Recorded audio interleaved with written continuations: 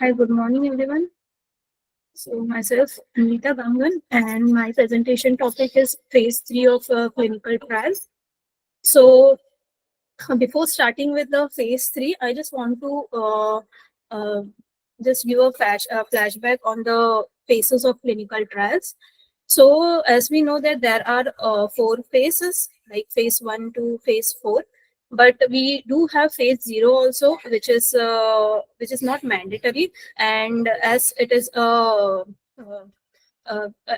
clinical trial phase, so it has very less number of healthy subjects, that is 10 to 15 patients, and this phase lasts for 7 days at least, and which is not mandatory by the regulatory authority. So if any of the companies want to just know how their drug is working and all, they can go ahead with the phase 0, as there are less number of participants, which won't there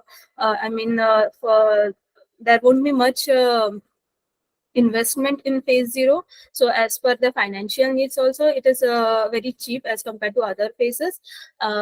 Next is phase 1, which is also known as human pharmacology or a clinical pharmacology study. It lasts for several months to years, and in that we can consider 20 to 80 healthy subjects. From phase 1 to phase 4, it is mandatory for all the investor, all the companies. Then it is mainly for safety and for MTD. Next is phase 2, which is therapeutic exploratory studies, which lasts for several months to 4 to 5 years. Then it consists 100 to 300 disease subjects, which is mandatory. This phase is mandatory, and also it is done for mainly for efficacy, but mainly for efficacy and for short-term safety. Sorry if there is any disturbance. Next comes phase 3, which is also known as therapeutic confirmatory trials, because this is a confirmatory phase, which I will talk later on in depth. So it is for 2 to 5 years, and number of disease subjects, that is here we take disease subjects and not healthy individuals. So there are 1,000 to 3,000 disease subjects involved in this phase. So phase 3 is mandatory phase, and it is mainly for safety and dosage effectiveness. Next comes phase 4, which is post-market surveillance. So once the drug is available in the market, so for that we keep an eye on that, on the efficacy of that medicine, and this is long term. This is for long-term safety, and this is mandatory phase for the company. Next is. Next, we will talk in depth on the phase 3 trial. So, as I said, that this is confirmatory phase. So, in this phase, we confirm whatever we have done in phase 1 and phase 2. So, is the safety like is it a long time safety? And if whatever we have missed in phase 1 and phase 2, whether it is we have like the dosages and all, if there are any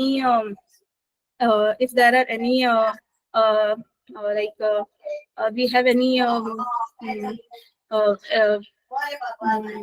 what we can say, if we are facing any issue with the drug, or is there any side effects of the drug, so it can be detected in this phase, as it contains large number of patients. So patients involved here are 1,000 to 3,000, which are deceased patients, and here we check 2 check is there, like the confirmation of the product, as well as there is a uh, uh, uh, safety and efficacy. So we check only, and there is a confirmation whether it is how it is as compared to the drug which is already in the market. So we check that also, whether our drug is equivalent to the drug which is already in the market, that is called gold standard treatment, or it is equal, or it is better than whatever is available in the market. Then this is the deciding phase also, because in this trial we come to know whether our previous trials or our drug is working or not. So if by any case the drugs fails to prove its safety and efficacy, then all whatever we have done in phase 1 and phase 2, it is all it is wasted. And then we have to again start with the phase 0 itself. Like we have to again start with all the trials. So this is very important phase, and many millions of rupees are involved, are invested in this phase, and also this decides whether a drug should be sold in a market or not. So once the phase 3 is done, like in phase 3, we have phase 3A and phase 3B.